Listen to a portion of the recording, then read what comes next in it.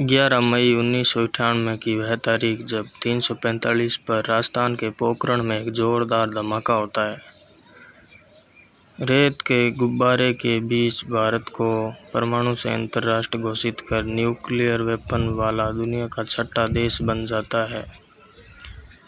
इस मिशन के सफल होते ही पोखरण क्षेत्र गगनभेदी नारा भारत माता की जय से गूंजयमान हो जाता है। इसके साथ ही दिल्ली में बैठे तत्कालीन प्रधानमंत्री अटल बिहारी वाजपेयी जोशीलेश्वर में भारत के उपलब्धि का औपचारिक तौर पर ऐलान करते हैं। A date 1545 hours India conducted 3 underground nuclear test. आपको बता दें कि परमाणु संयंत्र राष्ट्र बनने की साल 1954 में रखी गई थी, जब भारत में डिपार्टमेंट ऑफ एटॉमिक एनर्जी का गठन हुआ। इसी के साथ भारत ने परमाणु संयंत्र बनने की दिशा में अपने कदम बढ़ाए और वैश्विक पटल पर तमाम विरोध का सामना करते हुए अपने अदम्य साहस का परिचय दिया। इस शक्ति परीक्षण की पटकथा लिखी गई साल 1995 में, जब तत्कालीन प्रधानमंत्री पीवी नरसिम्हा राव ने दिसंबर 1995 में परमाणु परीक्षण करने की तैयारी की अनुमति दी। हालांकि तार्किक और राजनीतिक कारणों ने परीक्षण को और आगे बढ़ा दिया। देश में बदलते राजनीतिक समीकरण के बीच साल 1998 में अटल बिहारी वाजपेयी के नेतृत्व में एनडीए सरकार का गठन हुआ, जिसने सरकार बनने के महज 2 महीने बाद ही परमाणु परीक्षण कर दुनिया को अपनी शक्ति का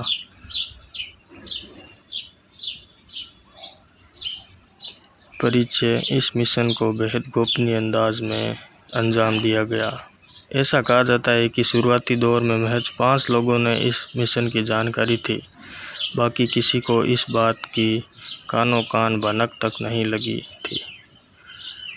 यानी भाभा एटॉमिक रिसर्च सेंटर के शीर्ष वैज्ञानिकों को 20 अप्रैल 1998 तक भारत के परमाणु विस्फोट करने के फैसले के बारे में बता दिया गया था। इसके साथ ही उन लोगों ने छोटे छोटे समूहों में पोखरण की तरफ आना जाना शुरू कर दिया। गोपनीयता का यह आलम था कि वैज्ञानिकों के परिवार वालों को यह बताया गया कि ये या तो दिल्ली जा रहे हैं या ऐसी जगह सम्मेलन में भाग लेने जा रहे हैं जहां अगले 20 दिनों तक उनके फ़ोन से संपर्क नहीं किया जा सकेगा। वहीं मिशन को गुप्त रखने के लिए हर वैज्ञानिक अपना नाम बदल कर यात्रा कर रहे थे। जैसे ही वे लोग पोखरण पहुंचे तो वहां उन सबको सेना की वर्दी पहनने के लिए दी गई। साथ ही रहने के लिए सतह से थोड़े निचले हिस्से में कमरे दिए गए, जिससे लकड़ी के पार्टीशन लगे हुए थे और उन कमरों में मात्र एक पलंग रखने भर की जगह थी।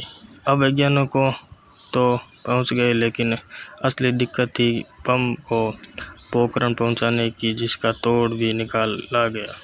परमाणु बमों का कोड नेम था टीन स्टोर्स। यह बम मुंबई के भूमिगत वॉल्ट में रखे थे। इन वॉल्ट्स को 80 के दशक में बनाया गया था और हर साल विश्वकर्मा पूजा के दिन ही खोला जाता था। बहरहाल प्लानिंग के मुताबिक प्लूटोनियम बमों को गेंद की शक्ल में बनाया गया था, जो कि टेनिस बॉल से थोड़े ही बड़ी थी। इन गेंदों का वजन 3 से 8 किलो के बीच था। इन सबको एक काले बक्से में रखा गया था। इन बक्सों की शक्ल से क्रेट से मिलती जुलती थी, लेकिन उनके अंदर पैकिंग इस ढंग से की गई कि पोखरण ले जाने के दौरान विस्फोटकों को कोई नुकसान ना पहुंचे।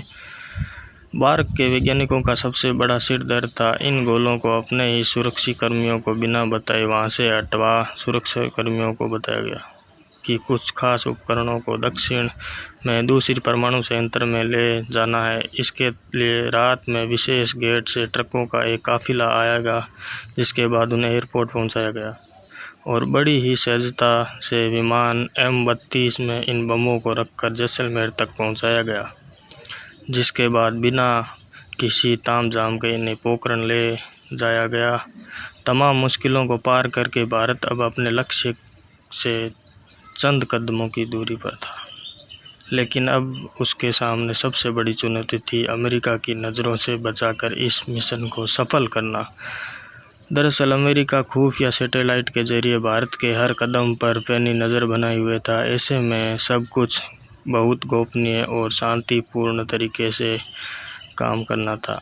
इसलिए रात के अंधेरे में वैज्ञानिक काम करते थे और दिन के उजाले में निगरानी रखी जाती थी। इसके साथ ही दिन आया 11 मई का। तय कार्यक्रम के अनुसार वैज्ञानिक अपनी पोजीशन ले चुके थे, लेकिन पोखरण रेंज में हवा की गति तेज़ थी, जिसके कारण मिशन को कुछ देर रोका गया।